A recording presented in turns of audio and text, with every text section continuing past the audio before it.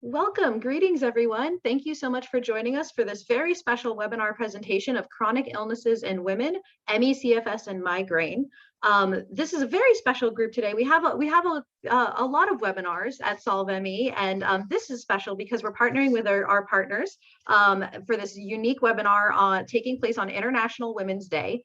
While we know migraine disorders and ME/CFS impact all genders, we wanted to take today to talk about how these comorbid conditions impact women particularly. So a little bit of housekeeping before we get started. Our webinars are recorded and will be available on YouTube. Please note that we cannot provide medical or legal advice. These webinars are for informational and educational purposes only. Please consult your doctor and do not use experimental or non-FDA approved treatments without medical supervision. Again, if you have a question, you can use the Q&A function, which you can see on your screen there. If you would like to enable captions, simply use the show subtitle button under the CC to enable that assistive technology. And you can use a closed captioning setting also there on the right-hand side where you can see that little link. So once again, welcome everyone. This is, as I said, a very special presentation co-hosted by Solve ME and the Association for Migraine Disorders. Solve ME is the Solve ME CFS Initiative, a nonprofit organization that serves as a catalyst for critical research into diagnostics, treatments, and cures for myalgic encephalomyelitis, chronic fatigue syndrome, abbreviated as ME/CFS, long COVID, and other post-infection diseases. Our work with key projects around the world, for example, like our You and Me registry, are laying the foundation for breakthroughs that can improve the lives for millions who suffer from long-haul diseases. You can learn more at solveme.org or theyouandmeregistry.com. And I'm so delighted to be joined here by our Association for Migraine Disorders partner, Kylie, project manager. I just wanted to send a special thank you to Kylie, who has been exceptional to work with through this process and really a delight. Thank you so much, Kylie, to you and your team. Hi, thank you so much, Emily, for those kind words. And thank you to everyone for being here. My name is Kylie Petraka. I'm a registered nurse, chronic migraine patient, and associate program director for the Association of Migraine Disorders. We would like to thank Solve ME/CFS for partnering with us in this webinar. The Association of Migraine Disorders is a nonprofit organization that was founded in 2012 with a mission to expand the understanding of migraine by supporting research, education, and awareness. We recently launched a program known as the Migraine Comorbidities Library, which explores the relationship between migraine and more than 75 other diseases, including ME/CFS. The library contains a brief overview of each disease and its connection to migraine. Over the course of the year, we will be releasing comprehensive blog posts that explain the relationship further. Stay tuned for a blog on ME/CFS and migraine that will be published on May 12th for International ME/CFS Awareness Day. Thank you so much, Kylie. We're really looking forward to that blog. And so I once again, so excited to work with you. So with that, I'll transition into our panel conversation today. We are joined by some amazing experts, again, on this unique and special International Women's Day. So delighted to share. So first, I'll be introducing Dr. James Baraniuk, who is the associate professor with tenure in the Department of Medicine at Georgetown University and the director of the Chronic Pain and Fatigue Research Center. Following Dr. Baraniuk will be Dr. Nancy Klimas, the director of the Institute of Neuro-Immune Medicine at Nova Southeastern University. She has more than 30 years of professional experience and has achieved international recognition for her research on clinical efforts in multi-system disorders, specifically ME/CFS, Gulf War illness, fibromyalgia, and other neuroimmune disorders. We are also joined by two amazing patient advocates who both suffer from ME/CFS or from migraine and ME/CFS or long COVID to share their perspectives. We have Melinda Lipscomb, the co-founder and co-chair of ME Action Maryland State Chapter. She has been housebound by ME/CFS for more than 6 years, and her journey with migraine began with puberty. However, after contracting H1N1 swine flu in 2009, her migraine experience changed and became more complex. Melinda did not fully recover from the virus after several years of seeing doctors with no answers, and she was diagnosed with ME/CFS in 2016 and has acquired several comorbidities since. We also are so lucky to have Georgia Linders joining us. Georgia is a former office trainer and wedding hairstylist from the Midwest who's now disabled due to long COVID. On good days, she volunteers with the COVID-19 long hauler advocacy projects, makes cute and creepy dolls, and loves to hang out with her cats. We're Georgia, we're so excited to hear your story. So with that, we'll get started into our first presentation, which comes from Dr. James Baraniuk. Dr. Baraniuk, the floor is yours.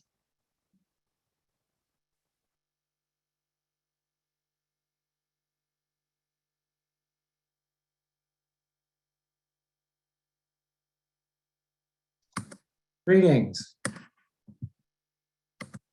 There we go. So today I'm going to introduce some new concepts for you. First, some old things. Migraine, we'll define that. ME/CFS, I'm going to go over the evolution of the definitions. Fibromyalgia has also changed, and it's important to understand the ways these have changed. And then a brand new concept from 2017 is nociplastic pain, which I think is essential to understand to appreciate pain in CFS as well as migraine. I'll end with a discussion of our midbrain model for post-exertional malaise in CFS because it gives us insights into new drugs and the pathogenesis of the diseases. So how do you diagnose migraine? You have to have at least 5 episodes, but the key things are the quality of the headache. In general, it should be unilateral, pulsating in quality, moderate or severe severity, and aggravated by usual activities, so that people tend to have to stay in the dark and quiet in order to recover. Other symptoms that are required are either nausea and vomiting, or the combination of photophobia and phonophobia, sound sensitivity and light sensitivity together. This is related to the brainstem. For the aura, which occurs in about 1/3 of people, the visual symptoms are the most usual, but these generally will be all related to brainstem dysfunction. CFS in 1994 was assessed by the Center for Disease Control, and they came up with a diagnostic criteria requiring disability and fatigue, +4 of 8 symptoms with post-exertional malaise, sleep, and cognitive problems being critical, in addition to 5 pain-related symptoms. In 2015, CFS was reconceptualized as systemic exertion intolerance disease, SEID. And this was a big break because it required disability and fatigue, the absolute requirement for post-exertional malaise or exertional exhaustion, and unrefreshing sleep. In addition, you had to have either cognitive problems or orthostatic intolerance. Fibromyalgia also has gone under changes. At 1990, you needed to have pain plus tenderness, which meant if I pushed my thumb on you, it would be tender or painful. But in 2010, under our faces, they took the tenderness out and added fatigue, sleep, and cognition, as well as headache. As a result, this new definition of fibromyalgia comes to look very similar to the CFS diagnosis of chronic fatigue syndrome. How about the overlap between migraine and CFS? Well, I think it turns out that about 2/3 of each of these diseases will have overlap. If we look at the prevalence or the number of cases, if we start just in ME/CFS children, we see that about 11.2% of the migraine group, 11.2% of ME/CFS children have migraine compared to only 2.5% in the controls. When we look at tertiary care, chronic migraine is present in about 67% of CFS, defined by the Fukuda criteria. We did a study and found it actually in 84% of our CFS patients compared to 5% of the controls. And we know these are real migraines because they had them in the clinical research unit and they got better by giving them sumatriptan.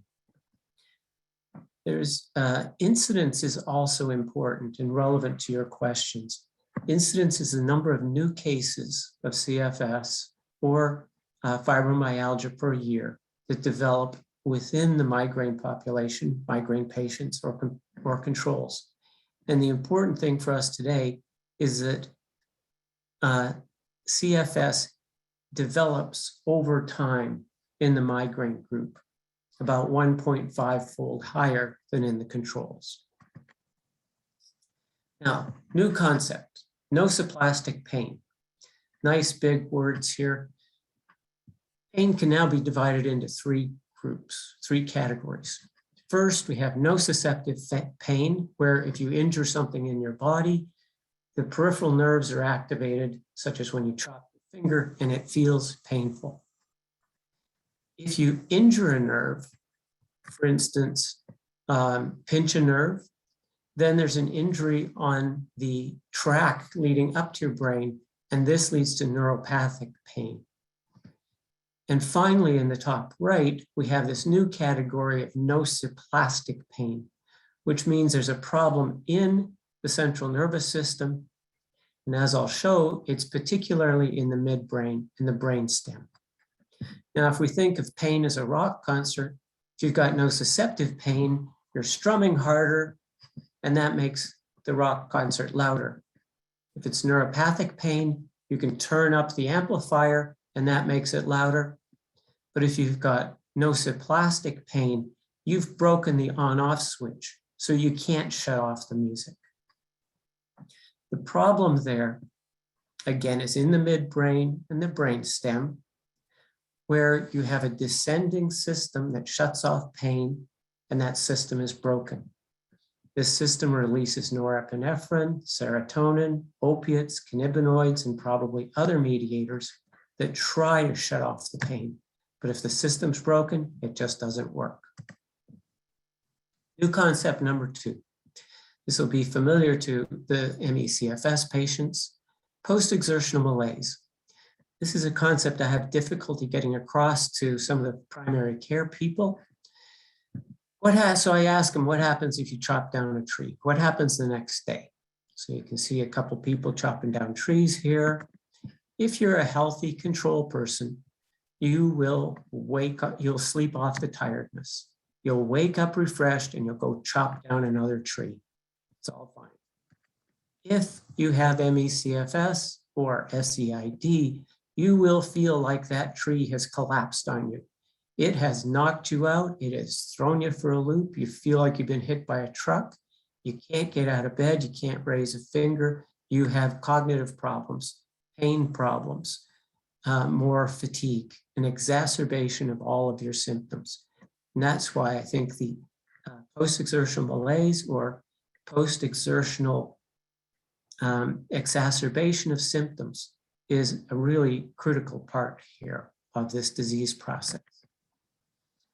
So we looked at the post-exertional malaise by having people do 2 exercise tests, 2 submaximal bicycle exercise tests. Then after the second one, they did a functional magnetic resonance imaging study. In that study, we had them do a difficult working memory cognitive test. And for this slide, I'm comparing chronic fatigue syndrome patients to Gulf War illness patients. You can see in this slide in the center that the ME/CFS group had an increase in brain activation in several different regions of the brain compared to Gulf War illness. That's the gray bar. In the white bar, you can see that the Gulf War illness people had a change in the opposite direction. That is, it seemed like they had less activation in this region. Don't get too hung up on going up and down. The most important thing is there's a significant difference. The other thing is, where was the lesion? It's this red area here. This is your brain up here. This is your thalamus. Here is your brainstem with your midbrain. The bump is your pons. And down here is your medulla. Back here is the cerebellum. The red area is the dorsal midbrain, which I'll talk about in the next slide. Talk about it right here. We start at the bottom. You can see nociceptive pain is when you cut your finger and it sends a signal up to your brain along the orange access them. If you injure the nerve, you develop neuropathic pain, and that'll make every pain you have even worse. An important thing is when these signals get into your brainstem, they branch off, which you can see here in the center of this brainstem. The orange arrow points to our dorsal midbrain, that is the region with abnormal activation. Ordinarily, when you have pain, you want to stimulate your anti-pain system. But in nociplastic pain, that descending anti-pain system is broken. This is the broken switch that we want to correct. Now, I'll mention as well, the pons here, this bulb is the pacemaker for migraines, and it's probably where they get started and cause the spread throughout the entire brain. So what does the dorsal midbrain do? This region is critical for threat assessment. Anything that comes at you, you see, you hear, you feel, it's in your guts, is appreciated there as some kind of potential threat. You have to decide instantaneously, is this a predator or is this prey?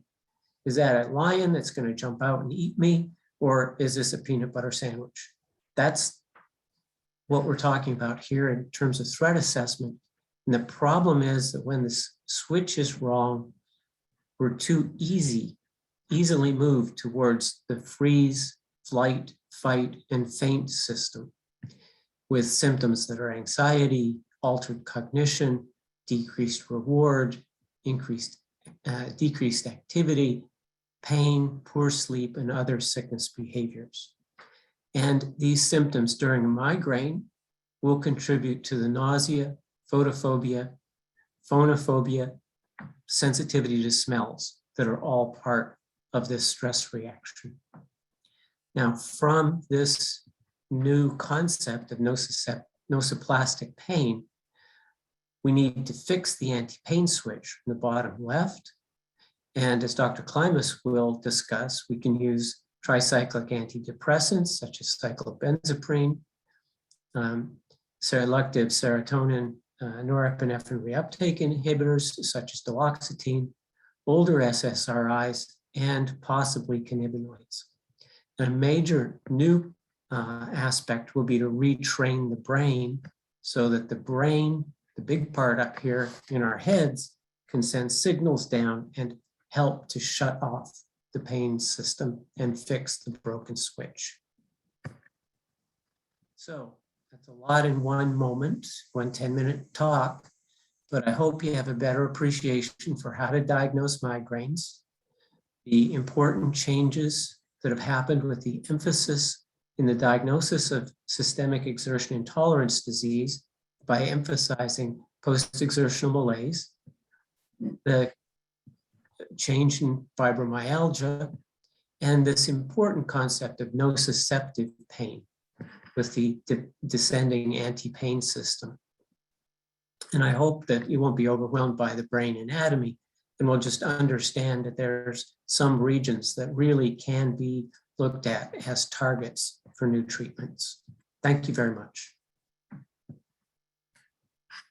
Thank you so much, Dr. Baraniuk. That was so fascinating and interesting. I'm very fascinated by that nodule of the brain that you shared, the area that controls migraine. That's so interesting. So to look a little bit more about what this means for people's day-to-day lives and how we can potentially treat these conditions, we're so pleased to turn the tables over to Dr. Nancy Klimas. Dr. Klimas, the floor is yours. Hey, and thank you so much for inviting me. I was asked to say, what have we learned from ME/CFS that might apply to migraine? And what have we learned about pain management in general, having taken care of this complex illness where pain is such a key feature to the overall illness. So this is our group. We're a huge research group down in South Florida. We really focused on ME/CFS and similar illnesses like Gulf War illness like Jim and long COVID, all focus areas. And we're many different disciplines of interest here in research. Next slide. So building on what we know, well, there's been decades of work in ME/CFS that, you know, I think it's so important, this type of conference that is going on today, of learning from each other and moving the needle forward without having to keep replicating the same work over and over again, and instead, you know, keep advancing our knowledge by learning from the comorbid conditions, if you would, or from the other illnesses that people often experience. Anyway, it's been a lot of work. And in this work, we've learned a lot about mediators, both central nervous system mediators coming from within the brain and also in the body, in the periphery. We're a modeling group, so we really care a lot about how all these things interact. Next slide. So the key features here, and I'm going to try to keep this short because I know we got some amazing additional panelists to hear from. The key features here is the role of inflammation in the brain as well as the body. So let's just focus on that for a moment. Neuroinflammation, and what does it mean? Well, in ME/CFS, it means a whole bunch, because if you have inflammation in the brain, you're messing with the fine tuning, the small signals going back and forth across the brain. And sometimes you're interfering with major signaling, and it has an impact on all the endocrine system. It has an impact on pain signaling, on sleep. Crucial features to maintain wellness. So when you're thinking about inflammation and what you could learn from that in migraine management, and I've been reading the migraine literature to make sure I'm on track here, and absolutely the same area of interest is like the new cutting edge of migraine management is inflammasome. What is the role of inflammation in the brain in triggering and in maintaining and in allowing a persistent illness like chronic migraines to persist? So from my perspective as a clinician, cares for a gazillion patients, when I'm treating inflammation, I want what I'm treating to cross the blood-brain barrier. And sometimes what I want is to only treat the brain or really focus down on the brain.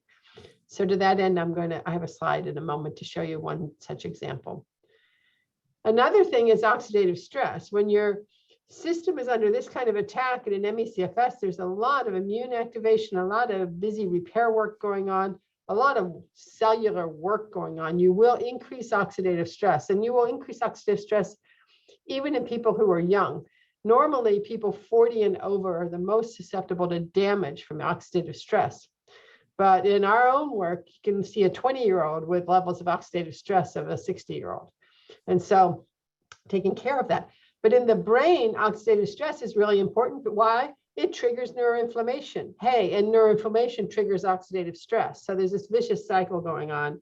And trying to interrupt that cycle is a very reasonable focus of intervention in ME/CFS. And again, not a bad idea in migraine, because the treatments are low risk, potentially high yield. These aren't big, expensive treatments, but things with just that focus of what crosses the blood-brain barrier. I gave some examples. N-acetylcysteine, NAC, is a glutathione precursor, and it crosses nicely. We use glutathione as an intranasal spray. We have to have that compounded, but it crosses nicely with great data to prove that, and so on. So eventually we'll have FDA approved, you know, this is your brain antioxidant things, because somebody will want to capitalize on this work. But right now, these are mostly nutraceuticals that are really quite good at repairing oxidative stress or bringing things back towards normal. Inflammation is the same way. There's a lot of different products, but some of them are just nutraceuticals and not that hard to obtain. In ME/CFS, we also see that there's poor cellular function, possibly because the bioenergetics, the oxidative stress is so bad that the cells don't work so well, but or they're just exhausted. They've been working so hard that they've reduced their capacity to do their important work, like cytotoxic cells, losing all the little enzymes inside that kill viruses, which we've measured and can say happens. The result of that would be viruses reactivating, and then another vicious cycle, a lot of immune activation to try to control these viruses, depleting resources, being less and less effective at preventing viruses from reactivating, and the vicious cycle goes on and on. But we also have to look at outside reasons for the immune system to screw up in this way, for like outside toxins, like mycotoxins and and other types of things. Allergy exposure is easily controlled and contributing to immune activation and so on. So sometimes there's low-hanging fruit that can really help patients who suffer from these things. And finally, something that's on the radar a lot lately is mast cell activation. Mast cells are your allergy cell, but they can also activate without actual allergies. They're just a very inflammatory cell that can be triggered by adrenaline, by exercise, by stress. And sometimes they release their nasty little mediators and can trigger migraines, as well as triggering other inflammatory downstream events. Next slide. So one other thing we learned from ME/CFS that really relates to migraines is the importance of the autonomic nervous system, the seesaw of your fight or flight, rest, relax, restore, sympathetic, parasympathetic system. And as you know, migraines very much can be triggered by stress. That's adrenaline kicking off a vasocontraction that then results in vasorelaxation, whatever the initial trigger of a migraine can be straight up an adrenaline event. And so trying to do things that stabilize this overactive autonomic nervous system and keep it quiet can be done. Some of them are drugs, like, and you're on a lot of these drugs, beta blockers and volume expanders to keep dehydration from triggering adrenaline and in turn triggering migraines. Those are simple things to do. And some of them are medications that actually hit additional buttons. But some of them are not meditate are any of those things. Meditation, relaxation exercises, those kinds of things also quiet this hyperreactive adrenaline state and try to prevent those triggers from happening. And then sleep, the importance of sleep. And you heard Dr. Baraniuk speak about this too. There's a lot of different drugs that affect sleep. I think I have a slide on that, so I'm going to jump over this. Next slide. I wanted to mention this drug, and again, I have to say straight up, this is not FDA approved for this purpose. So this is me speaking off label. But naltrexone's been around a long time at a very high dose, 50, 100 milligrams. This is a drug that reverses an opiate overdose or blocks opiate receptors so that people with narcotic addiction can be treated successfully for their addictions. So we know its safety at 50, 100 milligrams. At a low dose, 1 to 5 milligrams, it has a very different biologic effect. It quiets brain inflammation by quieting glial activation, which is one of the immune cells in the brain that makes a lot of inflammatory noise.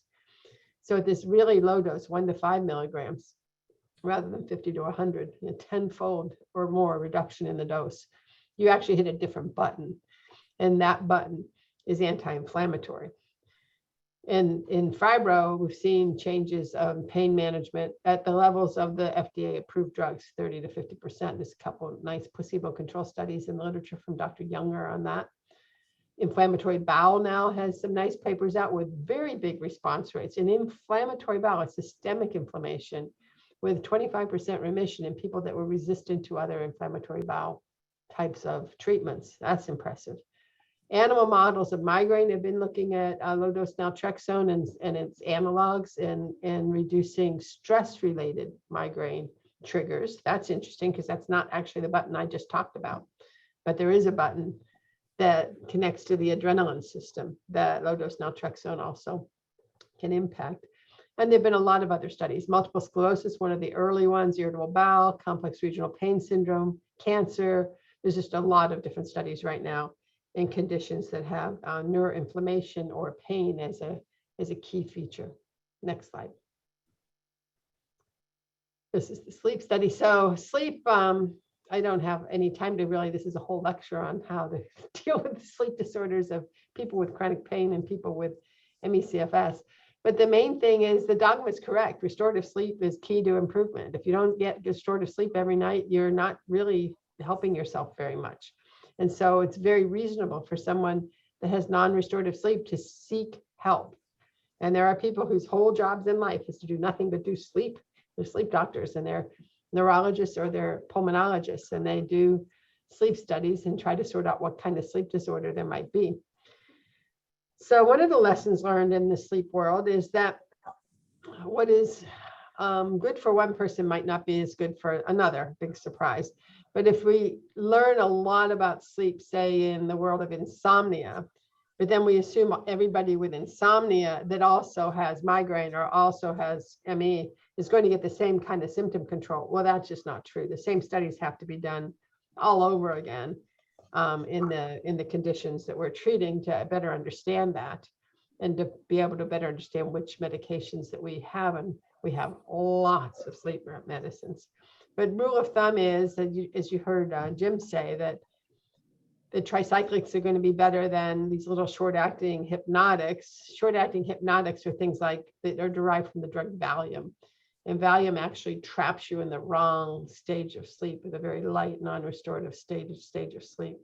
So the drugs that people use to put people to sleep are often Valium derivatives, and they're not nearly as effective as some of the more old-fashioned, longer-acting medications that don't do that. So there's quite a few medications that can be used. I think that's the main thing. So my bunch of research is going on the mechanisms. And never forget the things that aren't drugs that can really help you. For instance, in fibromyalgia patients, there's a literature that suggests at least half of fibromyalgia patients have cervical instability or cervical spine disease in some way, and that they're impinging nerves or bumping up against their spinal cord. And these types of treatments are treated with usually by osteopaths to align and maintain the normal neck curvature. Sometimes there's surgery involved in that, but not normally. Again, here's an osteopath doing their thing. I'm in a college of osteopathic medicine, so you see I've been born again. I'm an MD in a DO school, but I love DO stuff. They just do such amazing good work. Acupuncture can be very helpful. And like I said, trying to retrain that whole adrenaline circuit and quiet it down and get better vagal tone, better parasympathetic tone, so that you can stop hitting the adrenaline button over and over again. I think that's it. Next slide. Yay, that's it. I tried to stay on time. So I'll hush up now and let the next speaker have a go. Oh, thank you so much, Dr. Klimas. That was amazing. Were those your grandkids, by the way? Yes, they were. That's timing, Callie. Boy, I had lots of grandkid time during the COVID because they got dropped at grandma's house every day. Oh, they're so cute. Yeah, the babysitter came to my house instead. So it was so much fun. Now I'm back to work and I'm missing them. Thank you so much for sharing those photos. That was precious. So without further ado, we'll turn to our patient experts, Georgia and Melinda. Thank you so much for joining us. I'm so glad that this panel is taking place on International Women's Day, because while we know that migraine disorders and ME/CFS impact all genders, we know that they disproportionately impact women. And so I'm really excited that you can take today to share how this has impacted your lives and maybe have some guidance for others who are experiencing these conditions. So to kick us off, Georgia, Melinda, why don't you tell us a little bit about how you were diagnosed with migraine and ME/CFS? Georgia, if you want to kick us off. Sure. Hi, I'm Georgia. I'm from Wisconsin. About 20 years ago, I was in a car accident and got bad whiplash.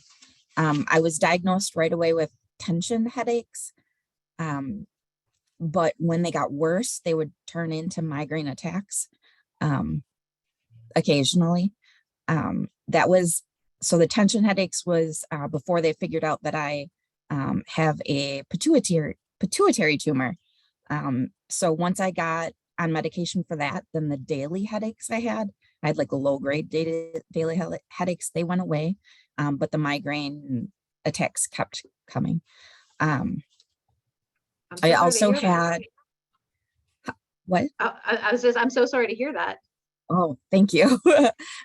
Also about 10 years ago, I had some POTS and mast cell activation symptoms, but I didn't have the post-exertional malaise. But I did end up advocating for myself, and I ended up having 4 years of allergy shots because of the mast cell. I think it was mast cell activation symptoms right then. But I had allergy shots for dust mites, and then I ended up having bariatric surgery. And that got me better for a very long time until the pandemic. So in March 2020, I got sick with COVID-19, which is now called long COVID because I'm still sick. And then about 7 months later, I was diagnosed with ME/CFS, so like a year and a half ago. Wow. And have your migraines continued through this health transition? They have gotten worse. So anytime, like about 10 years ago and now, when I have all my other symptoms flared, they are worse now. Before it was, I'd have them maybe once a week, or and then medication usually got rid of them. But now it seems like they're lasting maybe for a few days, and it just seems like it's stronger and worse than before. Wow. Well, thank you so much for sharing that experience. Melinda, how about you? How did your diagnosis come about? So for me, migraine came with the onset of puberty.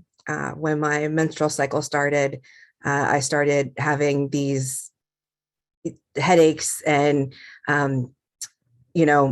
back then, when my first migraine attack that lasted over 3 days, was sent to go through all the testing back in the late 80s. That was like going through the food, like the trigger testing for foods and dyes and colors and scents and that sort of thing. And none of that applied to me. So of course, my parents were told that I just had a low pain tolerance and my head might hurt with my period, because that's common for, girls to have to deal with. But that obviously I didn't have any migraines. Luckily, well, I shouldn't say luckily, because I actually ended up having endometriosis, diagnosed at a very young age too. But because I went to one of the foremost doctors for that at a young age, and not me describing, but my stepmother describing what I was going through each month. And he says, well, is she on any migraine treatment? And my stepmom says she was told she doesn't have migraines. And he said, well, that's crazy. She has hormone induced migraines, plain and simple. If it's onset with period, that's what it is. So back then, we talk about coding and all that kind of stuff. I was actually diagnosed as unspecified migraine back then. And trying to get the endometriosis under control, every month I would be taken down by a migraine for at least 3 or 4 days. And then it started that it would be like 2 weeks into my cycle, I would have a migraine, and it was, as the fluctuations were happening, it was happening. And then I got lucky and actually went into a study, and believe it or not, Depo-Provera, it was a study with Depo, but it was a higher dose, and that stopped everything, including my migraines, and it was amazing. And then a few years later, I actually ended up with a really great neurologist who studied medicine around the world and had done a sabbatical in Central America. And believe it or not, I was once prescribed to have 2 pieces of dark chocolate a day to keep the regular headaches that I started getting, that were kind of like rebound headaches, but was caused by the medication to take. And I went 10 years without having a headache or a migraine, and it was amazing. And then I got H1N1, and the headaches became a whole new thing, but they were different. So I was diagnosed with tension headaches, cluster headaches, and with chronic migraine, because they just wouldn't go away. It would like go up and then come down, go up and then come down. But I never had a day without major headache or head pain. And then, of course, a lot of other things started happening, and I went through with the ME/CFS. I didn't fully, I went from having the mild H1N1 to constantly being sick, and they couldn't figure out why. I either had bronchitis, laryngitis, sinusitis, or pharyngitis all year long. It just kept going one to the other, one to the other. And then I went for about 6 months that I was okay. And then I had my first crash, and I'd been diagnosed with fibromyalgia in the 90s, post my second endometriosis surgery. And the doctors just thought this was just something with everything coming together and just, crashing me. Nobody knew what post-exertional malaise was or anything. And, I would bounce back, but then my headaches changed along with it. And this was when they started like at the skull and they couldn't figure out what was going on. So through it all, from 2009 to 2015, went through it all, was finally diagnosed in 2016 with ME/CFS after getting myself into a study and getting diagnosed by Dr. Levine doing that. But it's been a roller coaster, and to this day, I still don't actually have a neurologist taking care of me or being like seeing a doctor regularly for the headaches, even though they're now much, much worse than they used to be. So that's a great segue into my next question would be, you just identified the lack of a certain medical care provider that you really need. So how has this experience been working with your doctors and to manage your symptoms? And has there been any standout strategies or mechanisms that have helped you work with your doctors? Georgia, if you wanted to take that, and then Melinda, if you wanted to go next. Sure. I just wanted to mention that I do have a lot of comorbidities, stuff that was talked about, like sleep apnea, and I have Hashimoto's, I have kidney stones, Chiari malformation, and my Epstein-Barr antibodies are really high right now. I've had a lot of this for a very long time. And when these other things are flared, that's when my migraines got worse. I have cognitive issues now, and this is the first time that it's, maybe 10 years ago it was a little bit, but I see floaters, and I have been told, because I had cognitive testing, that that's why the brain retraining, like I know for sure I have inflammation in my brain because it has, they found it on the MRI, and that's what got me into a neurologist. After long COVID, I didn't have one, and none of them wanted to like take the case. And then finally they're like, oh, there's swelling, so then we'll get you. And then they did an MRI and found out that the Chiari was worse. And so it's the brain fog part of it. As far as like brain retraining, they told me to, obviously they can see inflammation and just hopefully it'll get better, because right now when like you can tell that my cheeks are flushed, and that's when my fever goes up, and then I lose my train of thought, like right now.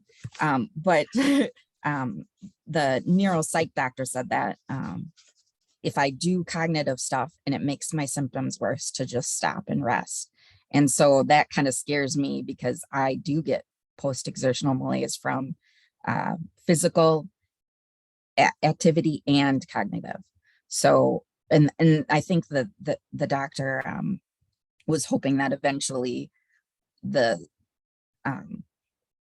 inflammation would go down, and then maybe my brain will get, back to, because it's not my whole brain. It's like when I had the cognitive testing, they could tell that I had like a high intelligence. It's just the one part in my brain that does the multitasking is slow right now. So it's not a matter of like, I might get that back later, hopefully. Now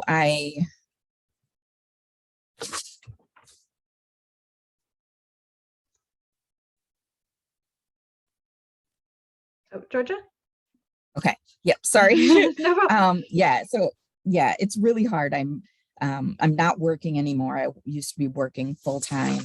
And my symptoms are really bad, and it's hard to deal with right now. So Absolutely. Thank you so much for sharing. Yes. And Melinda, how about you? How has your relationship with your doctors kind of shaped your healthcare treatments, and any recommendations you have for folks moving forward? Sure. Well, my biggest recommendation for anybody is finding a doctor that's willing to listen and work with you. It's not necessarily about the expertise or being like I don't have an ME doctor. I'm in Baltimore, Maryland, and you would think of where I am with the amazing institutions that are right here. there should be exemplary care available. And there's not. There's one ME doctor, and he's a pediatric ME doctor who can only see so many adult cases and head the clinic and do everything else that he does, and beyond that, Johns Hopkins has no ME doctors. University of Maryland has no ME doctors. All of the institutions that are here, I have 7 hospitals within 15 miles of where I live and not one ME doctor. So it's not about finding the expert necessarily. As I said, with neurologists, when I was young, I had a great neurologist. Unfortunately, he retired 20 years ago. The people that took over his practice did not want to deal with complex cases. They basically became a headache clinic. And if you were a complex case, they said, thank you very much. We're not continuing with these patients. So dealing with that, in all the years, I have had to advocate for myself, and that's, been how I've gotten to things. I've taken them to, I luckily have a good primary care doctor, and not something that Dr. Klimas or Dr. Baraniuk might want to hear, but I very much advocate for nurse practitioners, CRNPs and NDOs, but most DOs unfortunately don't take insurance. So for those of us that are on disability or have no income, that makes it very, very difficult. But with, the NPs, I lucked out. And when my primary care doctor that I had through the Hopkins system left, saw an NP, and she was the first medical clinician that looked at me and went, I have no clue about most of what you're going through, but we'll figure it out. And that right there. Melinda, I love that you're touting nurse practitioners. In our clinic, we have 3 nurse practitioners and 3 physicians. Yeah. And the nurse practitioners are stronger than, I can't find doctors that are as strong as these nurse practitioners to hire. They're amazing. Yeah. But what you just said was, and they took the time to listen. Yeah. And that's been, I take things to her. She does. I said everything of research that I get. Dr. Klimas, she would know you in a second because she sees everything that you do. She's very connected with all the information. And I send it to her, and it amazes me now because she now, and unfortunately she's leaving. So it's going to be crazy. But she is now the director for Johns Hopkins Nurse Practitioner program, Johns Hopkins University. But she's taking all of this and now teaching all the nurse practitioners in the program about ME and about complex chronic illness. And it's amazing. But anyway, to get back to what I've done is, I send her the information and then we work on it together. We do it symptom based. What are my top 3 things that are bothering me the most right now? And each time that I see her, I used to see her quarterly before I became bedridden, but each time, what are the top 3 things? And let's focus on those. If there is a specialist that we can send me to in the area that can help, we try that. If like, for instance, getting into the POTS clinic at Hopkins, it was a 3-year wait. I couldn't wait 3 years to go through all the stuff. So, through channels and advocacy and everything, got Dr. Chung's, treatment list. And she said, okay, let's start with these things and get it figured out, to get me on all the different things, whether it be meds or non, pharmacological help. And it truly is a combination of things. There's been no one thing that's been the silver bullet or has taken care of everything. And with complex chronic illness, you're never going to find that. But I have like a tool bag of all the different things that, when I have this particular pain, and I have 4 different types of headache, I have 4 different types of pain in my brain, and there have to be different tools to help with that. And I know Dr. Baraniuk mentioned cannabinoids as a thing at the end. That has been the thing that has helped with the most different symptoms, different avenues, either with topical or tinctures or ingestibles of different things that have helped, especially inflammation. And when Dr. Klimas had mentioned that treating the inflammation is kind of the key to things, treating the inflammation in my brain with the Cymbalta, I can't think of the other name of right now, but if I miss a day of Cymbalta, I have the brain on fire. which as long as I'm on it, I don't have that. If I miss a day with one of the tinctures that I take, then my neck, like I can't hold my head up, you know? And so low dose naltrexone, Georgia, to speak to the neurocognitive thing, it's one of those things where I also, you know, with the intelligence side of things had scored very high. So when they initially did the test, they were like, oh, it's not really an issue. In the last 3 years, it's slowly or quickly changed. I actually just had my my cognitive test done a couple weeks ago. And from last year, I declined by 50%. And that's, I mean, that's scary. That's absolutely scary. Like I'm losing, people want to say that you're losing your mind. I'm not losing my mind. I'm losing my intelligence, you know? And I have, it's there. I just can't get it out, you know? And that's the things that they need to figure out, why all of this stuff is happening and it's building up. You know, I was sick for several years before I became housebound. I was sick for 2 years housebound before I became bedbound. And any of these treatments could have prevented those things from happening, you know. And it does speak to, you know, bringing in the whole, you know, women part of it. Even having a female doctor advocate for me and going to some of these other specialists, it was still dismissive. You know, she sent me when the trigeminal neuralgia started. She right away, she was like, it's trigeminal neuralgia. I mean, it was classic. Sent me to the neurologist, and the neurologist told me that if I ate better, now mind you, I'm on an AIP paleo diet, but if I ate better and just got up and walked a little more every day, that it would go away. And I'm like, how's that going to fix my facial pain? Oh, no, that'll fix everything else. And then that'll fix the facial pain. No, that's not something that's going to help at all. You know, and then without even looking at my chart or doing anything, prescribed me Lyrica, which I had been put on back in when it first came out. And of course, being a migraine person, what did it do? It made my migraines 10 times worse. So I told her that, and she said, well, it's different now. I said, did they change the formula? Then how is it still Lyrica? Oh, wow. Well, that's a great moment to bring in the rest of our panel and to enter into our Q&A section. So I'm so glad you brought up the fact that we are having this panel on International Women's Day. And one of the questions in the chat earlier was about the influence of hormones, particularly estrogen, in ME/CFS and migraine. Would anyone like to speak that? You shared, Melinda, that you experienced your migraine as a result of coming into puberty with your hormones. Would you like to speak a little more to that? Georgia, open question to the panel if anyone would like to jump in on that one. Sure. I mean, from a patient side of thing, I can speak to it that it's definitely the medication that I went on to help with it basically tamped down my estrogen for years. And when it did that, I did so much better. And then when I couldn't be on that medication anymore, they came right back. So, you know, to that aspect, it's definitely that estrogen has an impact on migraine personally for me. Thank you so much. Georgia, you want to weigh in?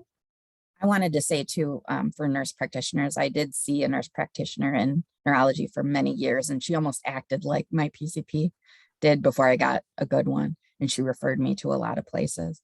I did have a lot of testing about 10 years ago when I had all these symptoms, and I was dismissed by a lot of doctors, but she did not dismiss me. We tried a whole bunch of stuff. So I'd had like massage, I had BPPV, so I went to physical therapy for that, biofeedback because I had so much tension. I did dry needling, which is like acupuncture, but like way more, and it was all for these headaches. I have tried a lot of medications over the years. I tried Topamax and I ended up with kidney stones. I don't know if it was the cause of it, but that's when I began them. And then, so I stopped taking that. I am right now, like I have a neurologist and I use the Emgality shot. And then I take sumatriptan or Imitrex when the headaches get bad. Also, a new one is I have some eye drops for like glaucoma. And that if I'm starting to get a headache, I will take them and they're like magic. It's like they numb my eyeballs And then a lot of times it'll just go away. And then, you know, if it gets really bad, I have to lay down in the dark. But the new neurologist now is helping with a lot of that stuff. So, Dr. Klimas or Dr. Baraniuk, anything you'd like to add to that conversation? No, no problem. Okay, yeah. So this is actually a question that is really close to my heart. As many folks on this call know, my mother is a person with ME/CFS, and she has used prednisone as an anti-inflammatory for many years. And we had a question in the chat about prednisone as a potential anti-inflammatory treatment. Is that an area of potential relief for folks out there? And how should folks go about exploring that with their medical professional? So I'll take a stab at that one. Prednisone is a marvelous anti-inflammatory, but it has a whole lot of other effects. So yes, doctors use it with a lot of caution. A lot of people with ME/CFS have poor adrenal function, and it's easy to knock it down further by giving them steroids, because then the adrenal doesn't work so hard, and eventually can actually turn someone into an Addison's patient by giving them prednisone too frequently or consistently. Nonetheless, there's some people, you know, that's a risk that you have to take because it's the only thing that helps them. But it's a rare patient, actually, at least in my hands, that I would use steroids for more than a very brief thing. Now, what I would do with steroids sometimes is use them and see if I get a big bang for the buck. And then I know I've got to deal with one of two things: inflammation and blood volume. Steroids also affect the way you retain sodium, and you get so puffy when you're on steroids, you're retaining a lot of fluid.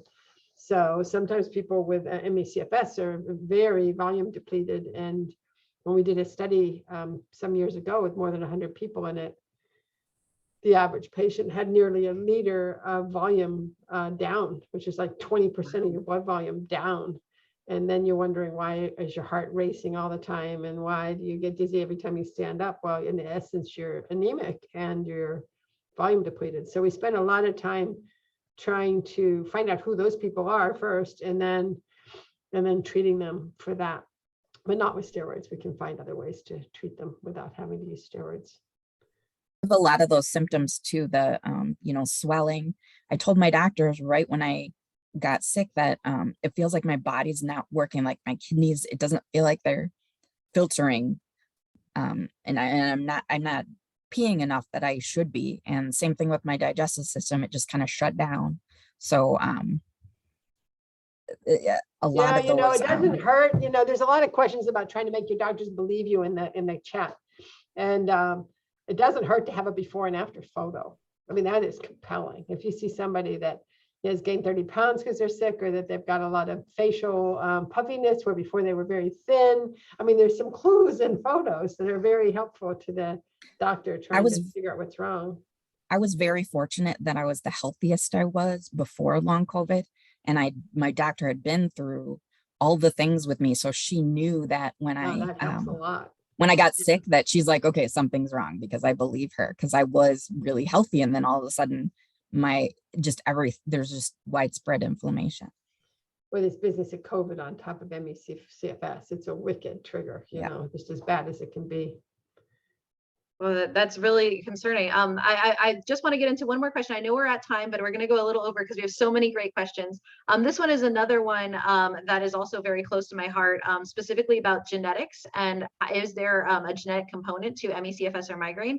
This one touches me again because as I said, my mother is a person with ME/CFS, and I do suffer from migraine attacks as well. So is there a connection there? And Melinda, Jojo, does it tend to run in your family as well? Dr. B, I see you want to jump on that one. Yeah, there's good data coming out from, you need many thousands of patients, but there are several dozen potential genes that have been associated with migraine. And it looks like you need several of them. It may not depend what the combination is. It's just the fact that you've got a number, and that may set you up to have migraine in the first place, or once you have it, make it more difficult to treat. It's early days with that. It's just weeks or months since this new data has been coming in, that information is not as widely available as far as genes associated with CFS. There's a proposition for several possible studies going forward, but I don't think anyone has really started that effectively. Well, great. We just Son- identified a high priority area of research. My son has a migraine. My son has a migraine disorder. And as far as like sleep apnea, there's like 8 family members of mine that have been diagnosed. So it seems like a lot of the conditions run in my family.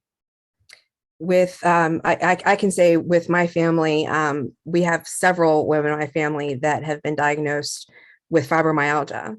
I am the only one that has been diagnosed with ME, but I also know that I'm the only one that has, pressed and gone forward and, had that significant change.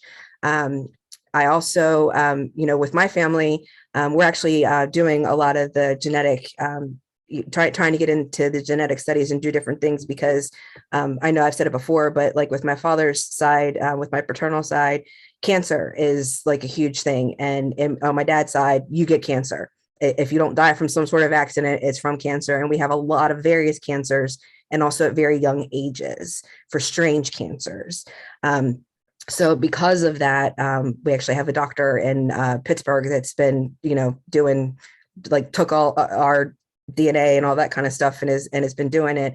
And it has like familially is finding a lot of things going, I haven't seen that before. But if we could go back further, because I come from a good old West Virginia coal mine and mountain family that was there for generations. The Lipscombs actually established Tucker County in West Virginia.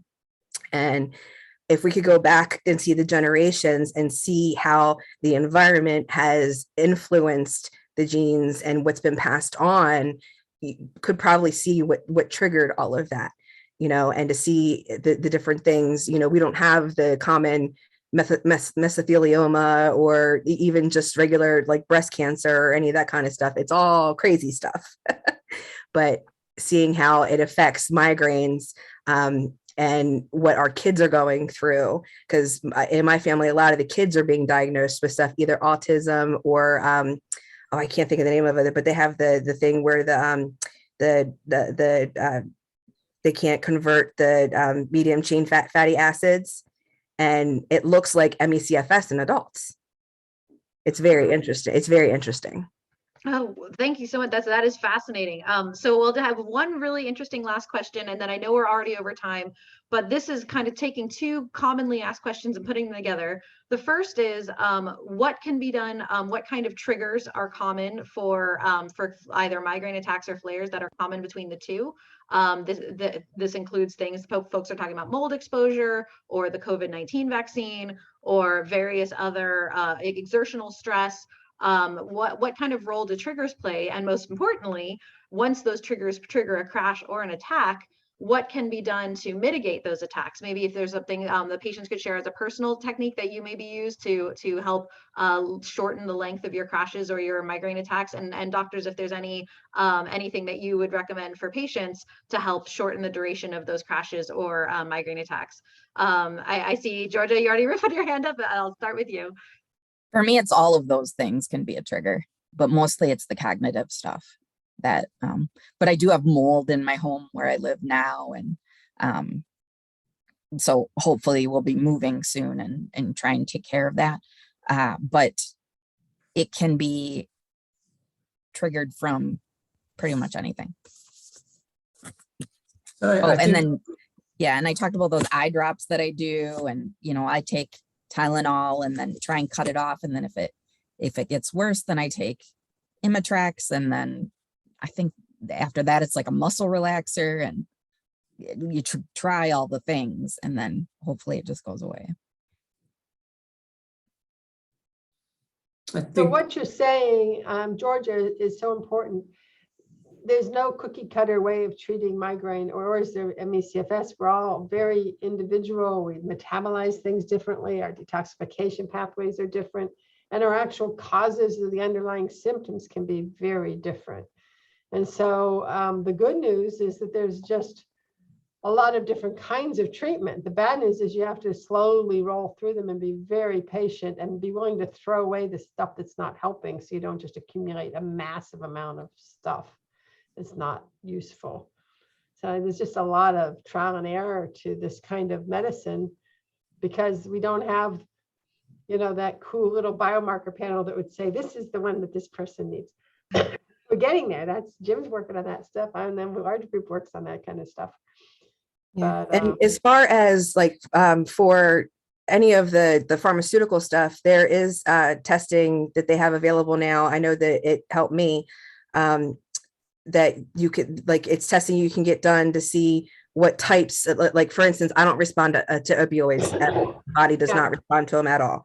they're very nice testing for how you metabolize a drug and whether you get toxic at a very low dose. Right. Because a lot of our patients get toxic at ridiculously low doses, things that you shouldn't think would even touch them. And yet there they are suffering horrible toxicity. And then you look up those panels and you say, well, man, they don't even have the pathway to deal with this. No wonder they're building it up, So more and more people are using these kinds of roadmaps to understand the personalized medicine. And I was, I've typed an awful lot of answers in the answer column, and I have keep referring people back to functional and integrative medicine. You're not going to find an ME/CFS specialist in every community. I can name, a couple dozen, if most, in the whole country. So that wasn't enough. And now we have the long COVID people just slamming the ME/CFS clinics. So the ME/CFS patients that are long-term patients are getting, fewer appointments while we try to make room for all these acutely ill people that need the beginning of a path towards helping them. So, so what do? You get, find the right partners in your own community. I was also saying in the chat a lot that as much as you feel as advocates that you need to make every doctor's brain function normally and listen well and be good to hire caring, kind, well-informed physicians, you are not responsible for their medical education. You can fire your doctor anytime you damn well please. You do not have to stick it out. It's not your job. My job, I'm a medical educator, and shame on me 30 years into this that there aren't more doctors that know a lot more, not for the lack of trying, Jim, and I spent a lot of time on the circuit, but it's sure as hell not a patient's problem, and it shouldn't be your stressor. If you can find a caring, listening, involved clinician, nurse practitioner, physician, doesn't matter, get that person on your team and then use that person and take that stress off your plate. It's not your job. The person that diagnosed me with ME/CFS was after I had been sick for 6 months with long COVID.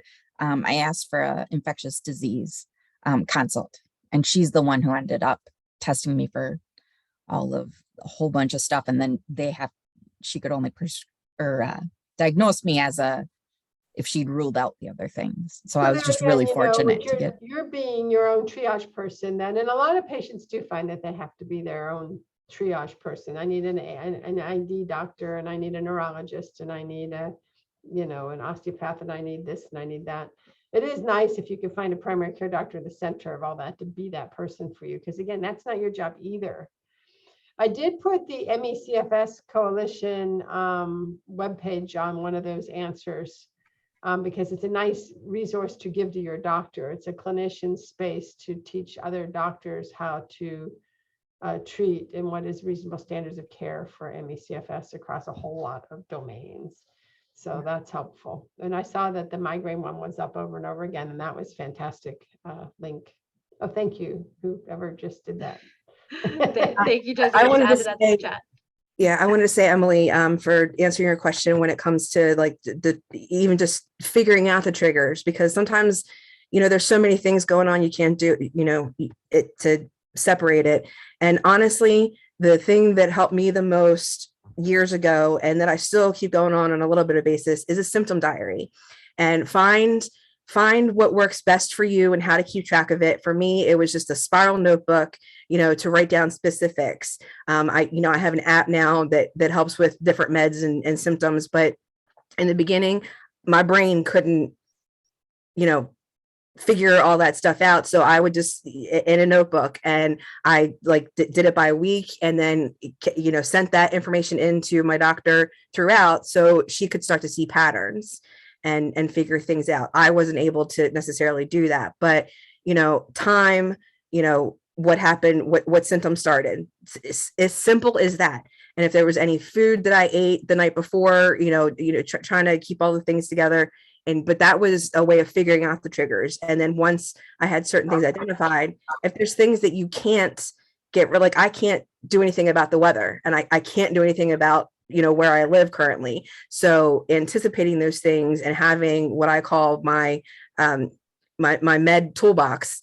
I have like a bin with all the stuff next to me of my topicals and different things. And if the bad weather's coming, first of all, I know that day's probably going to be a wash, and give yourself that grace and understand that you can't change what's going on with that, but you can change what you're doing, so I try not to press cognitively on those days, not today, obviously, but, I try not to press cognitively on those days. I try to, I'll take off my, I did the wrong thing. I was gonna say I would take off my things so you guys can see I'm actually laying in bed, I trying to be up to do this. I knew it would be too much on my neck and too much use of my brain that I probably halfway through this would have just pooped out, so it's anticipating and realizing that there are tools that you can do to mitigate. You can't stop it, but you can mitigate it.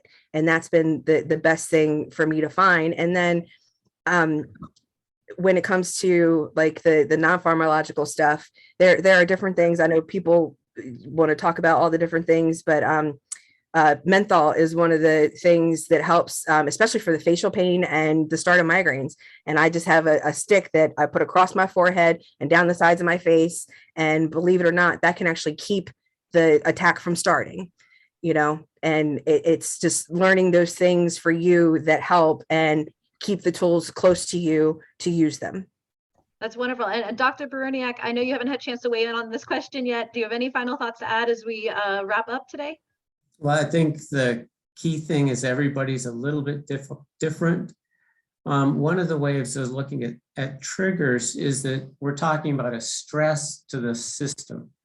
And many of these things are stressors, and you have to sort it out from trial and error. So the book with the symptoms is key to know how you're doing from week to week, month to month. Know when you're getting better, know what makes you worse, and that'll also conserve your energy for a day like today so that you can do what you need to, and don't overdo it. Here, here. Energy envelope. Thank you so much, Dr. Baraniuk, and to the rest of our panelists. This has been an amazing conversation today. I want to send a special thanks to the Association for Migraine Disorders. It's been wonderful to partner with your team. Kylie, especially, thank you for all your hard work. And with that, we'll wrap up this amazing panel discussion. We will share copies of these questions that we haven't been able to get to with the panelists. You're welcome to respond to them, and we will facilitate as your time allows. And last but not least, for those of you who would like to rewatch or see a recording of this webinar, you can see it at youtube.com/solveme. We'll have that up in the next couple of days. So thank you once again, Dr. Klimas, Dr. Baraniuk, Georgia, and Melinda. Thank you so much for your time. It was an absolute pleasure getting to chat with you today. And with that, thank you all. I hope you have a wonderful day. Take care.